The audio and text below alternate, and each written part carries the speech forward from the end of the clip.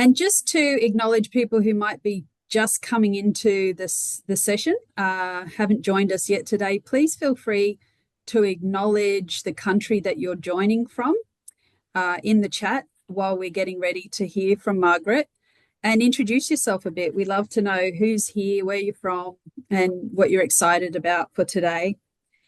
And I like to acknowledge Yagara and Durable country, which is where I'm joining from in Meanjin, Brisbane, and acknowledge the enduring custodianship and caretaking that happens for the land, the waters, the skies, and the people, and the more than human kin in this and every part of this continent we call Australia now.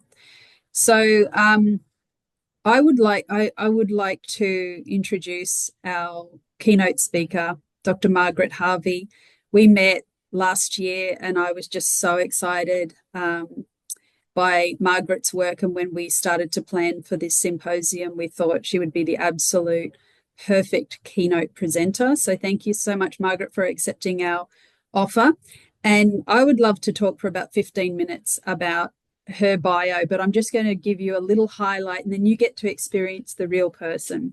So Margaret Harvey is an interdisciplinary storyteller, researcher and artist whose work celebrates Indigenous presence in the here and now. Her practice centres on Indigenous presentism, empowering lived experiences, embracing identity in the present, and actively shaping the future.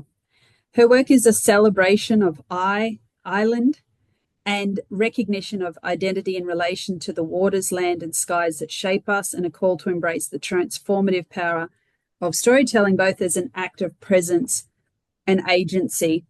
And Margaret hails from the Torres Strait, Saibai Island, and is currently joining us from Naarm, Melbourne.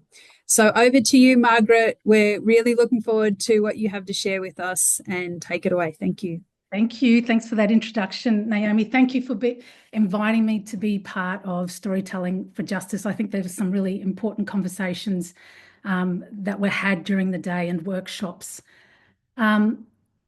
I want to begin by acknowledging the unceded lands of the Wurundjeri Waiwurrung people of the Kulin Nation, on whose lands I present from today. It's part of my protocols that I do every time that I acknowledge that I'm a visitor to these lands. I pay my deepest respects to their elders past and present, and recognise their enduring sovereignty, their knowledge systems and custodianship of this beautiful country that I'm on. As I look outside the window of my home office, I can see the trees that line the Yarra, a really beautiful spot. And I imagine what it was like, you know, pre-colonisation days. And I can see that the custodianship continues. It's a stunning view from here, and I wish I could share it with you. I situate myself within my own bloodlines as well, the Samu and the Ait Cadell clan of Bamaga and Saibai Island in the Torres Strait. And I do that because my ancestral connections, they shape who I am in my practice, in my research, and also in my everyday life. So a little bit about me. I'm a postdoctoral fellow at the University of Melbourne. I'm a performance maker, a filmmaker, a storyteller. I'm a mother to a 7-year-old and a 17-year-old. As I said, I'm living and based here in Naarm. My artistic practice is an embodiment engagement with Saibai Island cosmology, with knowledge and storying from my Ait Cadell clan, the crocodile clan. And that's about activating movement, corporeal expression in performance, and film as living expressions of self-sovereignty, presence, and reciprocal accountability. So today, I'm going to talk about justice and storying through a contemporary Saibai Islander perspective. And I frame this through my creative practice and embodiment as a way of knowing. For Torres Strait Islanders and for Aboriginal people, justice is not just a concept.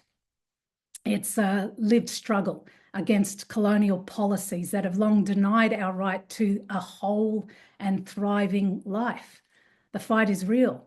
The struggle is real. Storying, for me, is not just about remembering. It's an act of self-sovereign justice, enacted alongside the fight for justice within these colonial frameworks. While legal battles within these systems remain urgent and necessary, self-sovereign justice ensures that our presence, our autonomy and law, L-O-R-E, are continuously lived, not dependent on external recognition. And so through storytelling, movement and embodied presence, we assert justice as something we live, not something we seek. And this is where Indigenous presentism, what I'm centering my discussion on today, becomes vital. And I'll share some references at the end of the talk today, and feel free to take a snapshot of them.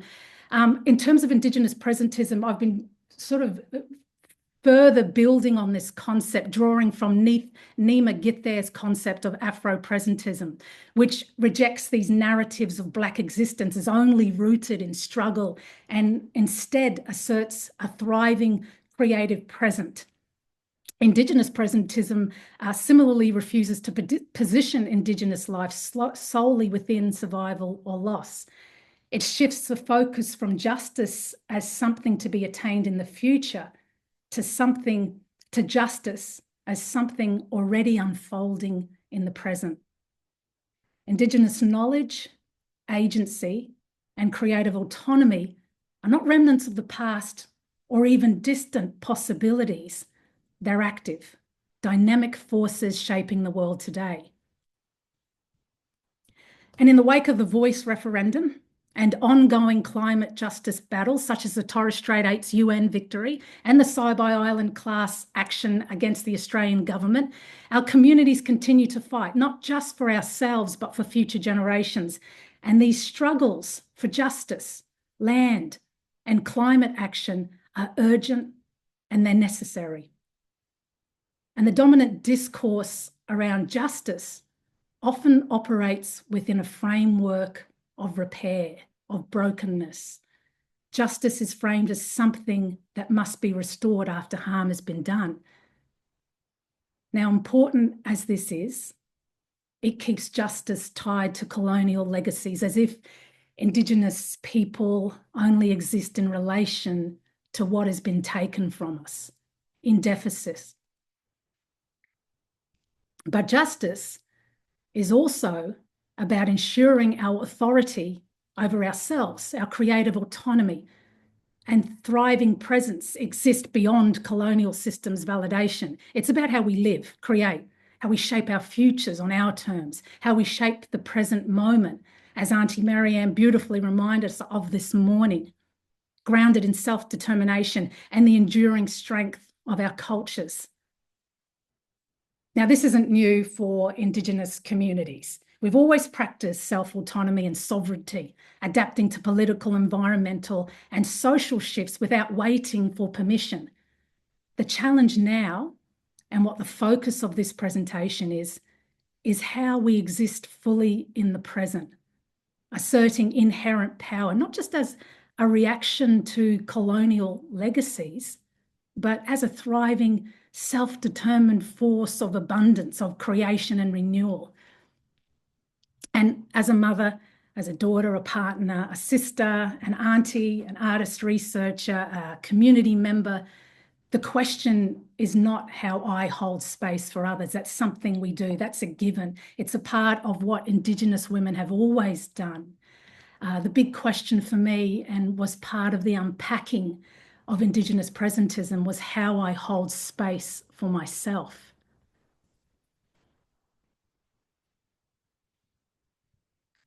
So I want to talk about today, what I want to talk about today is navigating justice and self-sovereignty through Indigenous presentism. Not just as part of a creative practice, not just as a genre for story making, but as a way of living a good life. And I frame Indigenous presentism as activating self-care, demanding mindfulness of the present moment, and decentering the human. And I say that not to erase ourselves, but to recognise that we are in relationship with land, the natural environment, and of course, the more than human world. And so through storing and listening, we enact self-sovereignty, not in reaction to loss, but in recognition of our power, our knowledge, and thriving now. And I just want to note, I don't use presentism to mean historical disjunction or Indigenous existence as a response to rupture. Indigenous time is not broken, nor is it waiting to be repaired. It is already here, shaping the world beyond colonial frames. So let's just talk about break down Indigenous presentism versus Western speculative futurism. So Western speculative futurism is not just about imagining the future. It's about colonizing time.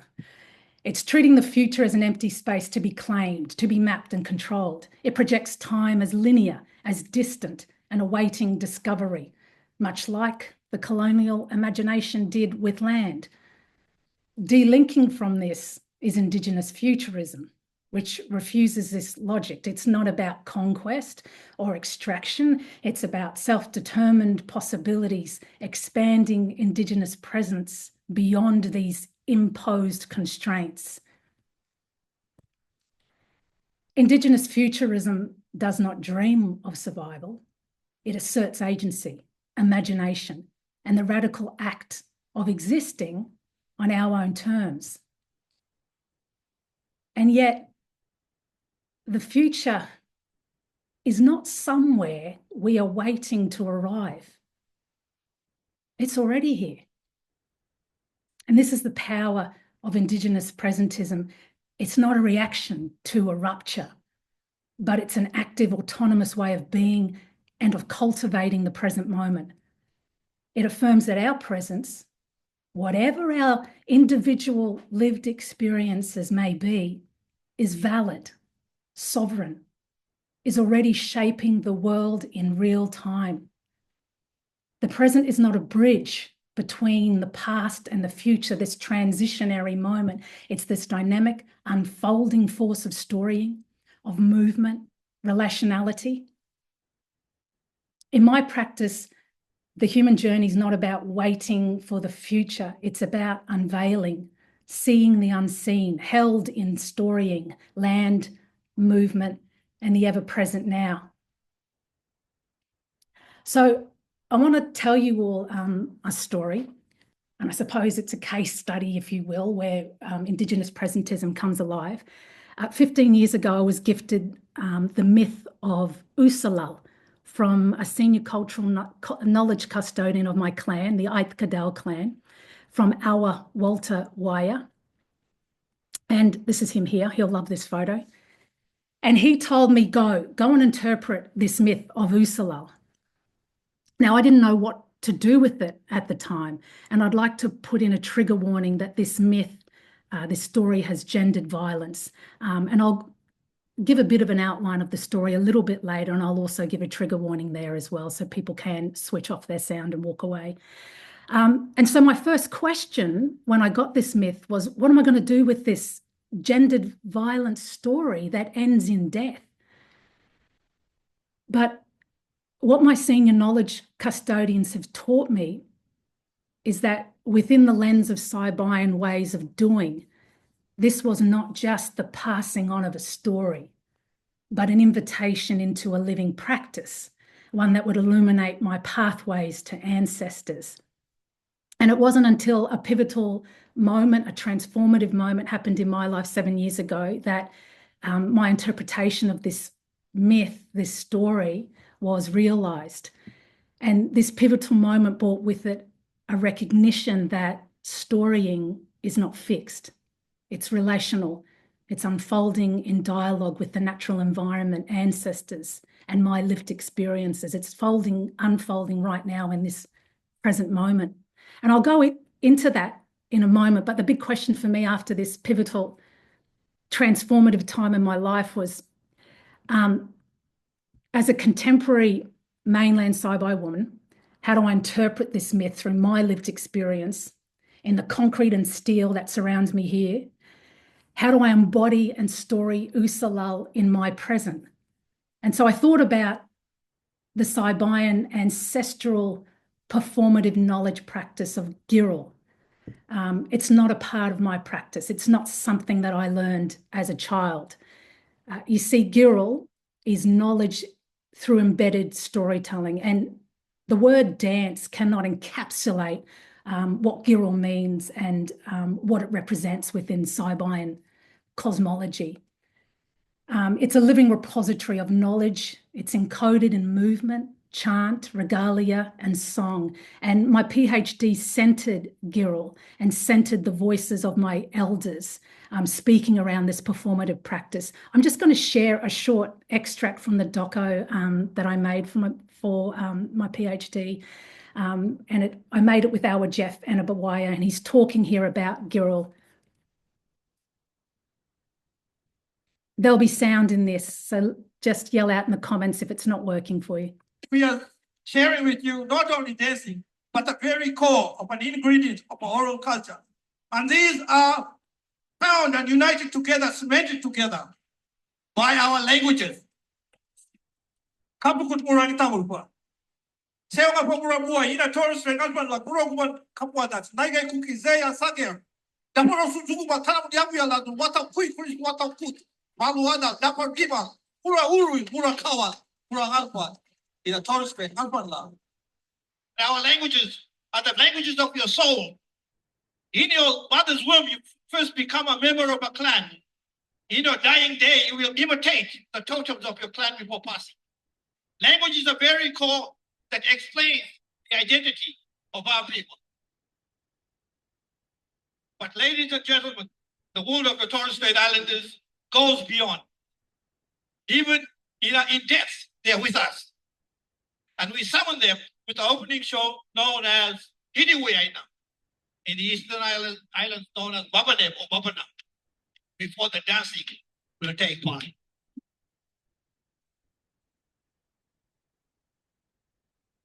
So I'll just stop it there.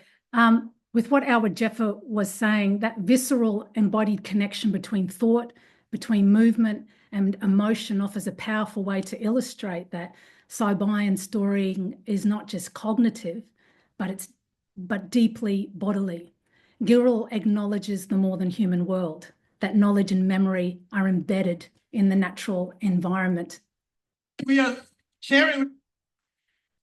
Girl carries history, environmental observation, and encoded law, again, LORE.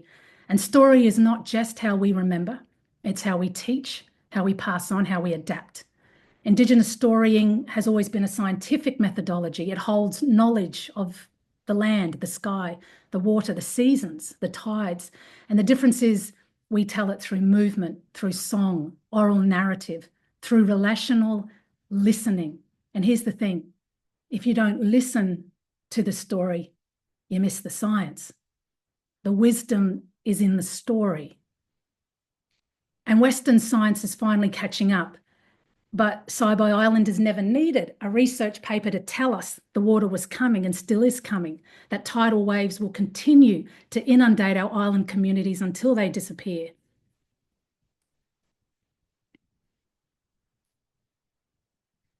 Our Jeff's explanation about Girl here, when we do a dance, there must be a story attached to it, affirms that movement is more than memory.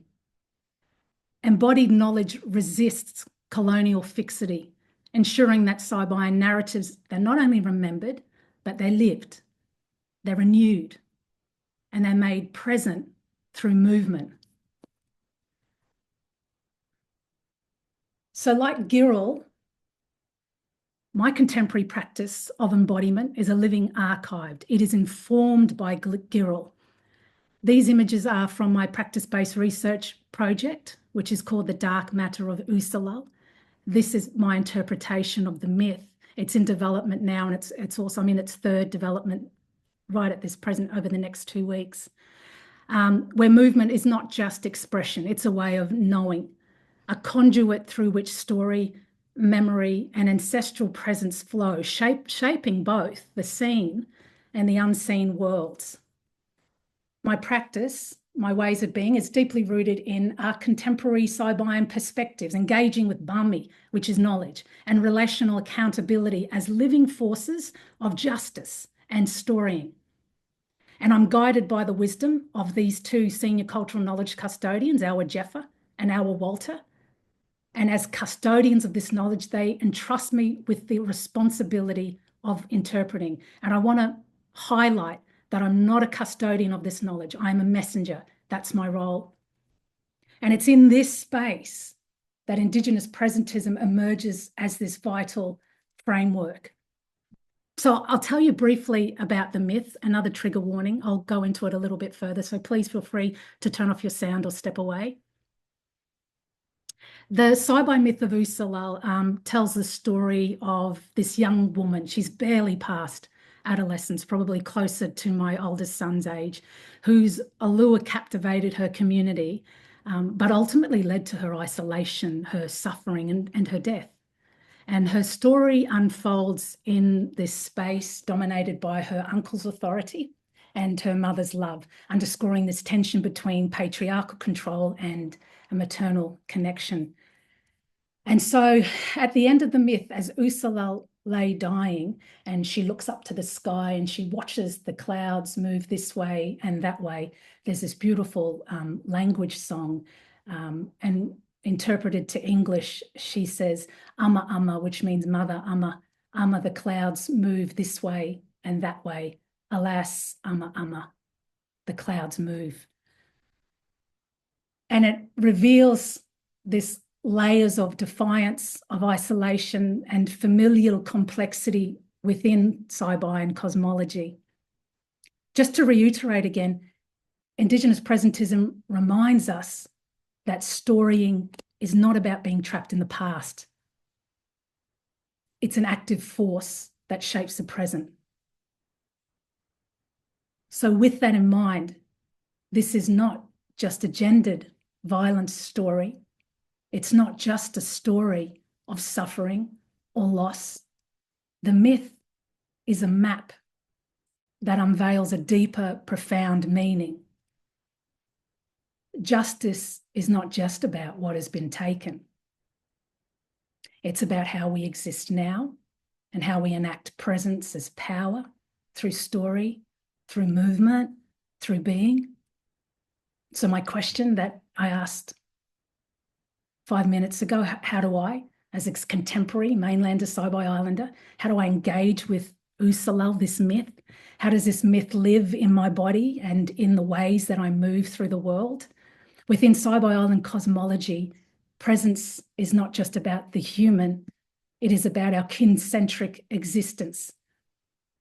And this realization, this pivotal moment, led me to acknowledge a concept articulated by Mohawk Nation midwife and thinker, Kaji Cook, who states that women are the first environment. And that was a mic drop moment for me. So through animism, we come to understand that to truly find the human, we must first decenter the human. And so through this lens, Usalal's demise is not an end, but a transformation. One that resists extraction and asserts presence in another form. So in my interpretation, she sheds her skin, metaphorically, refusing consumption, refusing to be taken. Her alluring presence is not just beauty, it is the object of avarice, mirroring the human impulse to extract, to consume, to control, the greed. This story was not mythologized to reflect everyday life. My uncles, they speak of the women in our bloodline with such majesty. They recognize them as the backbone of our lineage. There is such a deep respect. So to understand the myth of Usalal, I must look beneath the surface. Her story holds something far greater than what appears at first telling. And with that, Usalal becomes island, she becomes soil, water, sky, nature itself, earth. And the uncle is system, capitalism, extractivism. And we all know this story, not just in Usalal, but in the Anthropocene. We are moving toward this same reckoning. Distinguished Professor Eileen Morton-Robinson reminds us that the Indigenous body is not just a site of oppression or resistance, it's a sovereign space of knowing. Indigenous Canadian Diane Millen's felt theory affirms this, showing that Indigenous knowledge is not merely intellectual, it's embodied, deeply felt and carried through affect. Our stories do not simply convey information, they're visceral, lived truths that shape our relationship with the world. So standing in this awareness, it became apparent that Usalal is not just a myth. It is an assertion of Indigenous presentism, a living embodiment of surviving into thriving, transformation, self-sovereignty. And in that recognition, I understood I am more than enough. So how does this myth live in my body, in my practice, and in the ways that I move through the world? In 2024, the development of the dark matter of Usalal became this process of unveiling, of being fully present with the non-humanness that surrounds us. And it became clear to me that decentering the human in this work was not about absence, but about revealing the protagonists that have always been present, those who have shaped and informed my life. The Macquarie tree on Saibai Island that was planted after half the clan groups left Saibai Island and became the first climate migrants of this country in 1947. Ancestors, crocodile, cassowary of the Samoa and Cadell clan, spiritual entities, the natural world, the island of Saibai, the winds, the constellation, the currents, and a whole cast of more than human forces. This work is not about speculating on presence or recalling what was. It's about sitting in the organic power of now, the reverence, knowing more than enough. Indigenous presentism does not require justification. It is lived, it's felt and embodied. How I engage with this in my creative practice was not only through corporeal expression, through the body, embodiment, but also through motion capture, mocap, and digital world building in collaboration with artist Des Conlon, who's also my partner in life and the father of my children. So by integrating mocap, I'm going to turn the sound off this because we don't need it. It's just background noise. This is me in a Rococo suit on the left of your screens. We experimented with how the body responds to knowledge, the knowledge of my elders, this through song, through story, allowing movement to emerge from deep listening. And these explorations were guided by stories and insights from all those senior knowledge custodians of the Cadell clan who are part of that Giril ancestral performative knowledge system. So transmitted not as abstract information, but as knowledge that moves through me. And the body in motion, it becomes a site of encounter. And this is it as a digital avatar, where ancestral and present wisdom converged, unveiling connections beyond language. So on the left in the Rococo suit, it turns into a digital asset that ends up looking in a really basic way, the picture on the right, the frame on the right. So through this process, it became clear that traditional performance structures, traditional Western Euro performance structures with their fixed frames of audience and performer, it could not hold the full depth of this concentric encounter. And let me just share a little bit with the body and with the avatar. And that's what I'm calling it for now, the avatar, as we're still in development. I don't want to give it a name. This has got sound.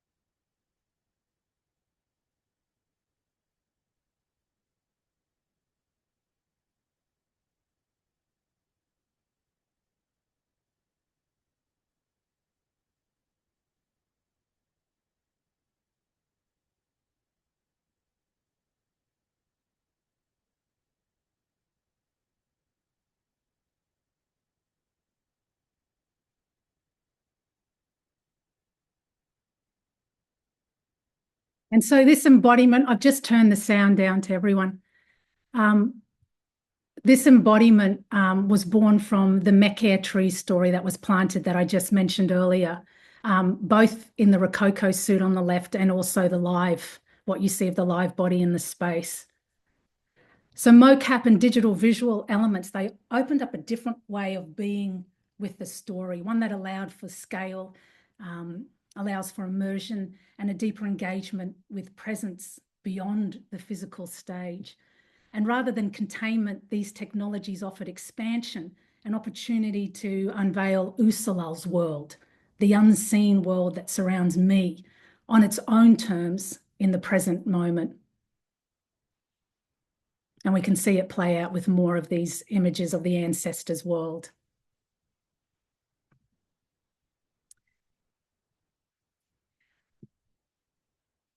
So now more than ever, in this world collapsing under environmental degradation, climate catastrophe, and the continued genocide and oppression of peoples across the globe, their stories playing out in real time on our screens. We see it and we witness it every day. We know that storying, we know that listening, they're not just cultural acts. They are radical necessities. They are how we attain sovereign justice, how we reawaken the humanity that colonial and imperial forces have sought to erase. But here's the truth. We're not waiting. Thriving is not an abstract concept or this distant aspiration. It's happening now. Indigenous presentism affirms that we're already here, already shaping, already creating in this moment.